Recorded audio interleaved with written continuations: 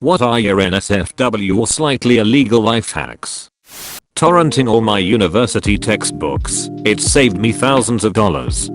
I just figured this one out a couple days ago. If you've been trying to pirate an electronic textbook or any other book, but simply aren't having any luck, this method takes a bit more effort than just torrenting, but it's basically guaranteed to work. Software you'll need: Kindle PC app, a biphone reader, OCR software, easy to torrent, optional. Adobe Acrobat, full program, not just the reader. Also easy to torrent. Dropbox. Amazon usually offers 7-day free trials on most of their ebooks. First, find the book you want and get the trial delivered to your Kindle PC app. Install Dropbox, because it has a feature that saves screenshots when you print screen, rather than having to paste it manually. I'm sure there's better software out there, but this works fine. Set your monitor to portrait mode, as this will allow you to get the highest resolution image possible. Then open the book, set to full screen, and keep pressing print screen and right arrow. It's fast and painless process. At the end of it, your drive, /Dropbox /screenshots folder will be full of PNGs. You can do a 300-page book in under 5 minutes. At this point, you'll combine the files in Acrobat. First open Acrobat and go to Preferences, Convert to PDF, PNG, and make sure to choose a lossless compression method. JPEG 2000 lossless works best. Then sort the folder by date so that the files are in order, and just highlight, right click, combine in Acrobat, and voila, you have a PDF with all your pages. If you need the book to be searchable, just open in a biphone reader, let it do its thing, and save as a new PDF. Acrobat has OCR built in, but it's shit. A BBYY is phenomenal. My dad goes thrift shopping a lot. He always checks coat pockets for money. He has found Ray-Ban sunglasses and up to $50. College food court. Salad was weighed to determine price. Steak under a pile of salad is an expensive salad, but a cheap steak. My grandfather used to stand in people's yards around state/county fairs or the like with a sign that says parking $5 or probably like 5 cents back then, and have people pay him to park into random people's yards. He'd make enough money to go into the fair and have a good day. In 8th grade I lived in an apartment and I used to stick a wad of tissue paper up the vending machine change return, and every evening I'd reach up there and pull my day's loot of change down. I'd pocket about $7 per day. People just assumed the machine ate their change. I remember as a kid I was at a science fair at the university center in my town. I didn't get my change from buying a drink in the machine and reached up to see if it was stuck. Imagine my surprise when I felt some duct tape, pulled it off, and about $30 of change came out. Best of all, the arcade in the center was 3 feet away. That was a good day. If you think you're close to fizzing but want to carry on, subtly bite your tongue and the feeling will go away. Easiest way to prolong orgasm. PSA, don't try this if you have a penis in your mouth.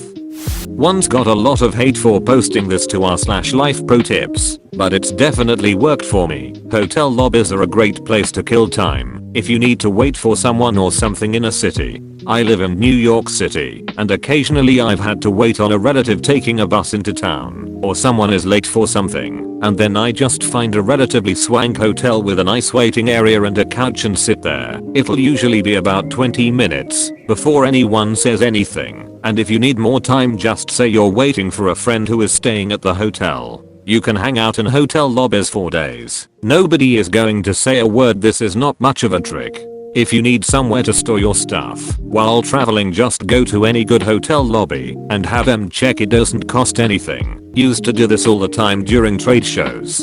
Just go to the most convenient hotel and check all the stuff you picked up at the show, so you don't have to carry it around. For the desperately broke/homeless youth, I used to do this when I was a skate rat. All you needed was a hammer, a quarter, and an older vending machine. Hammer the quarter flatter and flatter till it's the size of a silver dollar, $1 coin, whatever. Old vending machines obviously don't have the greatest technology in them and can only read the now flathead coin size as a silver dollar. Then hit the coin return. Your quarter just became 4 quarters. Repeat as much as you like. I turned .25 into $30 at one point. Now that I'm older and make good money, I wouldn't do this, but if anyone is ever desperately in need of money homeless, it definitely helps. Most buffets will bag all the unsold food in a separate trash bag before closing. It's easier for them that way. If you stand around out back you can grab it while it's still warm. Try not to be seen. Most workers don't give a shit, but some are wary of a lawsuit and won't let you have it. Also, if you've got a few bucks, but know you're going to be homeless soon, buy the following.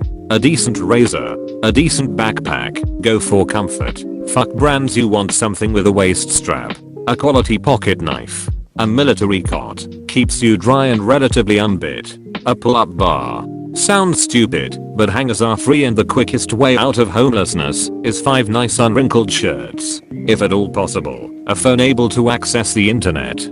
Forget service, it's nice if you can get it, but not a necessity. If you can pick up a smartphone with a cracked screen for cheap, that's your lifeline. That's Craigslist jobs, and email your resume, office jobs, and Google Maps, and lots of other really good stuff. Recharge and surf at McDonald's or Starbucks, or whatever is close. Rope. Edit not to kill yourself, life is never that bad. Rope is just good to have around. Small gauge stuff can be used to hang bags of water, put up a tarp, if you run across one, replacement shoelaces, repair a busted backpack, hell I even built some makeshift shelves with rope and trashed lumber. Edit again, by popular demand, a gym membership. If you can afford it, a gym membership is a good fix for a hot shower. Not every small town has a gym. Sometimes they can get expensive, sometimes they are just too far away, but it's definitely worth investigating.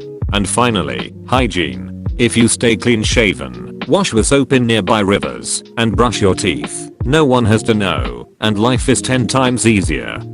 I delivered pizza last summer. If I ever got really hungry, I would accidentally pack in an order of breadsticks. Their breadsticks are so good with my delivery. They are made and sat in a hot box for people to come in and order. There are usually 4 to 6 in at a time and no one questions if one goes missing, or I take one on an order. If you didn't already guess, I would eat them on the way there and no one ever suspected a thing.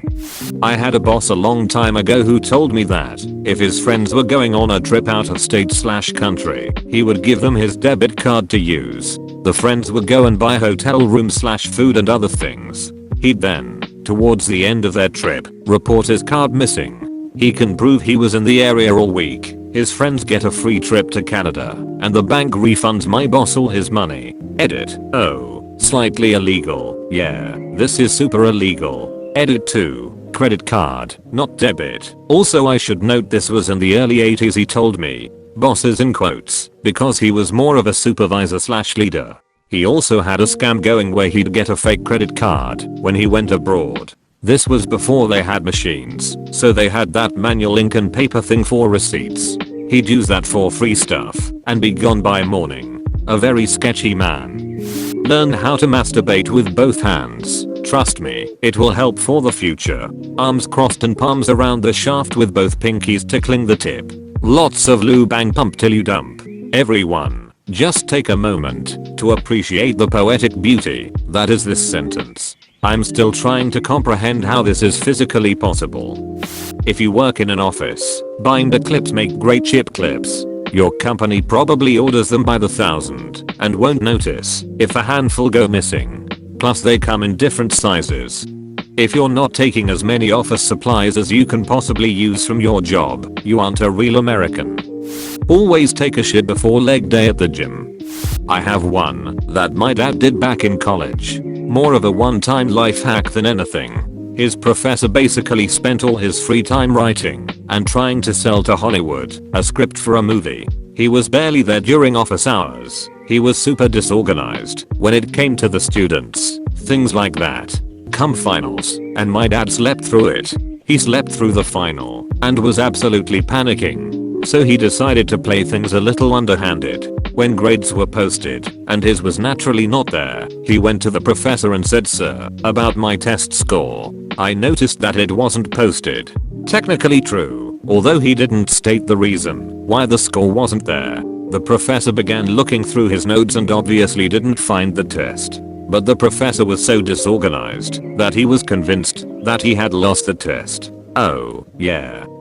You got a B+, he said, quickly jotting the grade down on the grade sheet. My dad got up, walked out, and never ducking looked back. Boop, you have been poked by the love doctor. You will be visited tonight by Elton John, singing you to sleep. Have a wonderful day, you magnificent human being. Like and subscribe for more daily visits from your doctor. It's free and will only cost you my sweet voice going down your ear canals.